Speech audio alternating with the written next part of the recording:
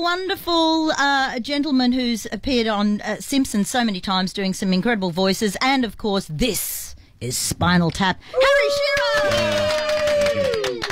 And the beautifully talented Judith Owen, who has joined us with her amazing vocal cords. Oh, thank you so much. Thank you. And apparently you're married.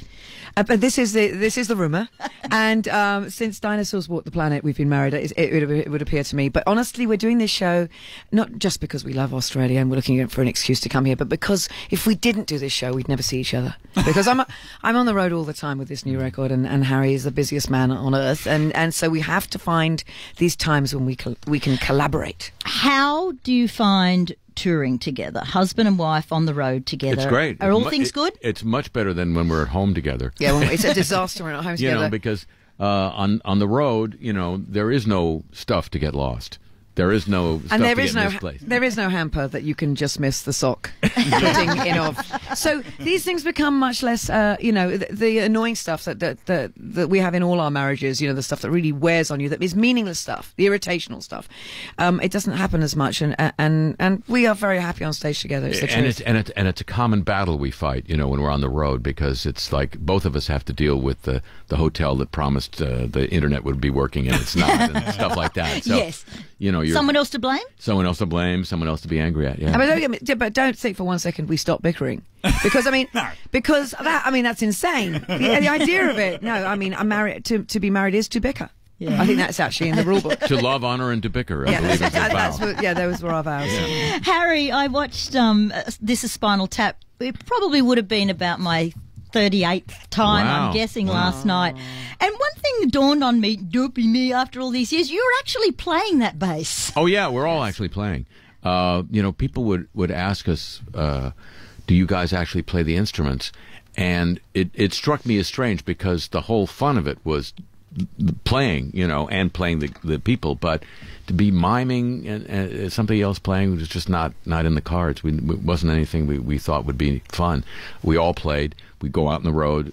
We do actual tours, and people would watch us on stage for 2.5 hours and still say, "Are you guys really playing? Are you guys actually playing?" And it got to the point when we were out in like 2000, we did a little tour, and it dawned on us that at that time everybody was playing to tracks. And we were the only guys playing live. You know, the fake guys were the only ones playing live.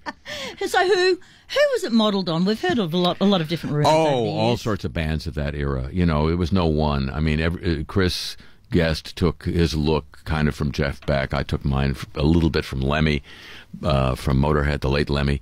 But, you know, we all had breathed in and subsumed all of this stuff, all of this lore, and so it was a whole bunch of people we were making fun of. Good to see you brought the cucumber, the prop you use in Spinal Tap as well. I mean, that's great. It is a zucchini, sir. I think you'll find. I think you'll find that a cucumber its surface is too warty for the desired appearance. So a lot of thought went into that bit. Oh, a lot of important research time at the fruit and veg stand. Yes. While we're talking Spinal Tap, and of course all the Simpsons work that you've done as well. Yeah. I have two questions. Really quick one. Do you do the Simpsons voices outside the show? Do you do them just anyway?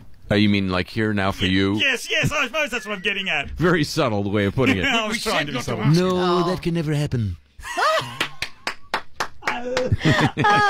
The second question I have is equally subtle. Equally subtle. No, this is a good. Spinal Tap actually appeared on The Simpsons. Was that were you pushing in the background for that, or was that them coming to you guys? Oh no. Both times that The Simpsons crossed lines with the rest of my life, I had nothing to do with it. Judith was a character on The Simpsons because one of the producers was a huge fan of her music and said, "I'm going to get you on the show," and she thought, "Yeah, right, Hollywood." And played yourself.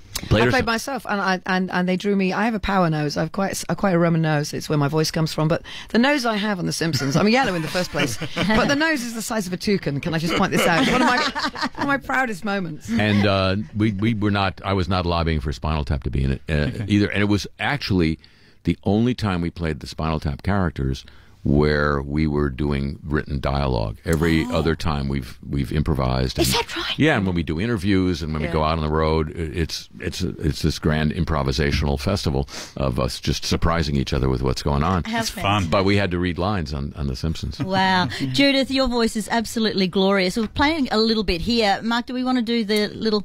The Spinal, yes, So sure. look, it's wonderful to see that you do play homage to Spinal Tap in your show. I do. Because there is this very famous song of Spinal Tap's. The bigger the cushion, the sweeter the pushing. Oh, yeah. That's what I said. Yeah. Okay. And this is the Judith Owen version. The bigger the cushion, the Yeah. Hey? Very nice. Hey? Now, who would you want to take home? I'm saying. Yes, definitely. Thank you, darling. My Thank cushion's you. working on the second one. I have to say, it's just a proof that you can make anything. You know, you can make the phone book sound sexy if you give the if you want. It is very, very sexy, and you wouldn't think that of a Spinal Tap song because theirs is more sort of, You wouldn't think Sex Farm is a sex... No, it's sexist. Sexist, yes. right. It's sexy. It's definitely sexy. Sexy. Well, Yeah. that's the joy of putting a song with these ridiculous lyrics and making it sound like some incredible, a torch song. I mean, that's the joy of it, and particularly with Big Boss. It's one of my favourites. And that is in our show. Yeah. In at which we'll be doing on Sunday night. Powerhouse Sunday night. This is basically about how two people who are so completely different, doing two very, very different things, can actually have to show two sides of the same coin. Look at the same subject matters and show two sides of it. His is, of course, incredibly satirical, very smart. Mine is absolutely coming from an emotional, soulful place. So we each have a song about narcissists, for example, and hers is about the experience of being with one. Being with a narcissist. And mine is, in fact, the campaign song for Donald Trump called "I Can't Believe I'm Me."